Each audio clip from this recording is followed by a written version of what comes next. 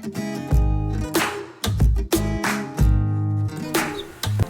everyone, welcome back to my channel Investor Happy. Halo semua, video kali ini kita akan bahas lagi ya salah satu emiten yang IPS-nya naik tinggi lagi ya guys ya. Jadi nanti kita akan berbagi info untuk IPS yang naiknya tinggi-tinggi kalau kita bandingin dengan laporan tahun lalu ya.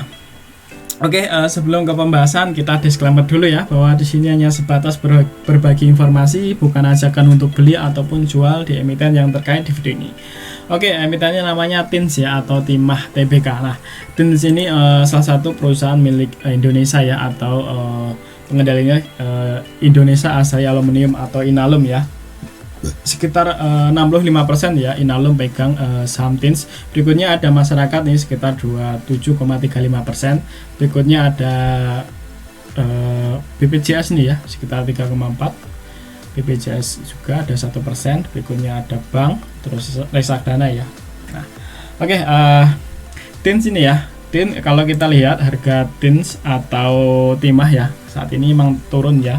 Kalau kita lihat dulu sampai 50.000 ya, dan ini turun ke 24.868 ya, udah turun 50% ya untuk harga TINS saat ini ya. Dan ini kalau kita lihat dari harga terendah per Maret tahun lalu itu di kisaran 23 ya, 23.000. Jadi apakah nanti akan mantul dari areanya situ ya, kita lihat aja. Oke, kita akan kembali ke TINS-nya ya. Kita akan coba lihat untuk fundamental emiten tersebut. Nah, kita lihat untuk TINS ini ya, kita lihat dulu. Nah, ini ya, nanti teman kalau mau buka laporan keuangan nanti dilihat dulu ya. Ini dinyatakan dalam bentuk jutaan ya. Jadi nanti ditambah nolnya 6 ya. Oke. Kita lanjut, ini 31 Maret, jadi ini kuartal 1, dan ini 31 Desember 2001, ini kuartal 4. Oke ya. Jadi ini per kuartal, antar kuartal ya. Oke. Nah, kalau kita lihat asetnya TINS sekitar 14,4 triliun ya. Kalau kita bandingin kuartal 4 ini turun ya sekitar 200 miliaran ya. Karena kuartal 4 itu sekitar 14,6 miliar ya. Oke, dari segi aset turun ya untuk TINS, tapi kita lihat untuk liabilitasnya. Liabilitasnya TINS ini juga turun ya. Dari 7,38 ya. 7,3 triliun ya. Kalau kita bandingin dengan tahun lalu atau di kuartal 4 itu sekitar 8 ya, 8,3 triliun. Jadi ini turun hampir 1 triliun sendiri ya liabilitasnya dari TINS ya. Nah, jadi kalau liabilitas turun harusnya ekuitas naik nanti ya. Kalau kita lihat ekuitasnya TINS sekitar 7 triliun ya. Kalau kita bandingin tahun lalu ya atau di kuartal 4 ini naik sekitar 700 miliar ya. 700 miliar ya guys ya. Oke, kita lihat yang ini yang penting ya. Nah, ini yang kita lihat untuk pendapatan ini naik ya. Dari 2,4 triliun ya naik ke 4,3 triliun ya. Nah, sangat signifikan ya kenaikannya, hampir 900 miliar ya kenaikan dari labanya. Nah, kita lihat untuk laba bersihnya berapa. Nah, ini untuk laba bersihnya sekitar 710 miliar ya. Dan kalau kita bandingkan dengan tahun lalu tuh cuma 107 miliar ya. Jadi hampir 7.000 ya.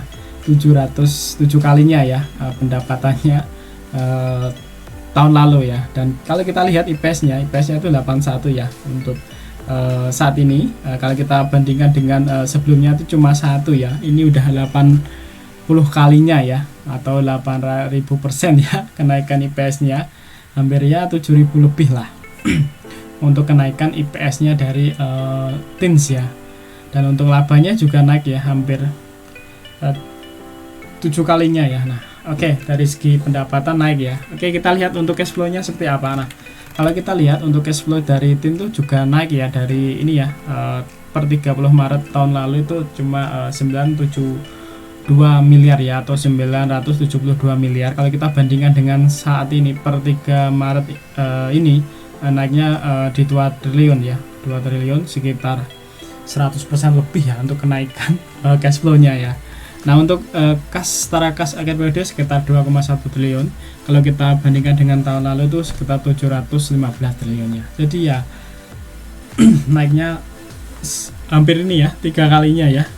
Hampir 3 kali lipatnya ya kenaikan dari terakasnya ya. Oke, kita akan bahas kembali ke ini ya, ke teknikalnya, ke chartnya. Oke, untuk tin saat ini ditutup di 1300 ya, dan ini ada support terdekat di area ini ya, 1320 ya, atau 1320 ya, di area sini. Jadi ini sekitar nanti mantul daerah sini sekitar ya, masih ada 4% ya untuk menuju ke supportnya. Jadi nanti terserah teman mau nunggu atau enggak. Kalau kita lihat harga support ini sampai ini ya, per Desember tahun lalu ya, ini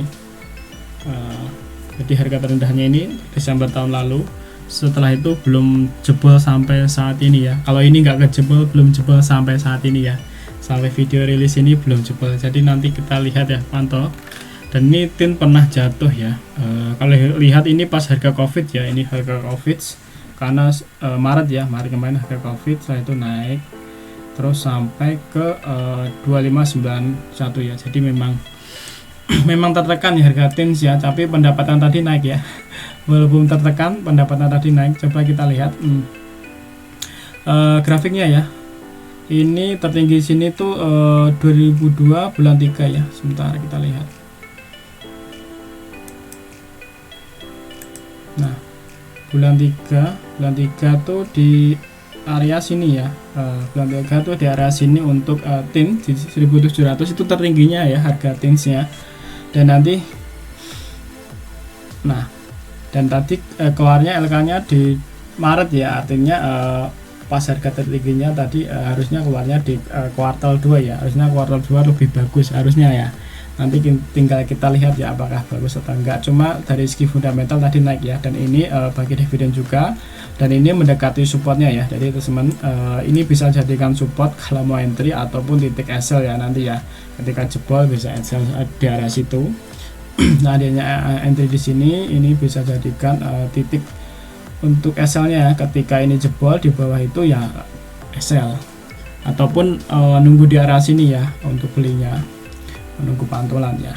Oke, kita lihat untuk segi fundamentologi. Kalau kita lihat untuk sebulan ini ya, per Juli ini PK ya, PK yang jadi top buyer sekitar 15 miliar. Berikutnya ada NI, berikutnya ada YU.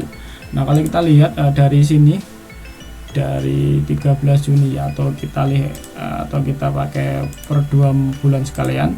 Nah, itu sekitar ada ZP yang nomor 1 top buyernya, punya barang di 98 miliar ya, harganya di 1700. Berikutnya ada BK ya di 42, harganya di 1700-an ya, dan rata-rata di 1700-an ya. Ini kalau kita average-nya tuh di 1715 ya. Nah, kita lihat, kalau kita lihat dari low-nya tuh per Januari ya. Coba lihat dari Januari itu ada barang di harga berapa ya. Nah, rata-rata masih ZP ya. ZP barang di 1751 ya. Jadi rata-rata barangnya di sini ya guys ya. Ya di arah sini ya, di 1751, di arah sinilah di 1700 ya. Rata-rata di arah situ ya. Kalau kita lihat ini ya, dari per Januari ya, dari Januari ini karena low-nya sampai Januari 14 atau 13 Januari ya itu low-nya. Ini rata-rata average-nya di arah situ ya, di 1700-an ya. Oke guys, sekilas analisanya salah satu emiten yang per kuartal 2 ini tumbuhnya sangat signifikan ya, dan rajin bagi dividen, dan ini mendekati harga supportnya ya.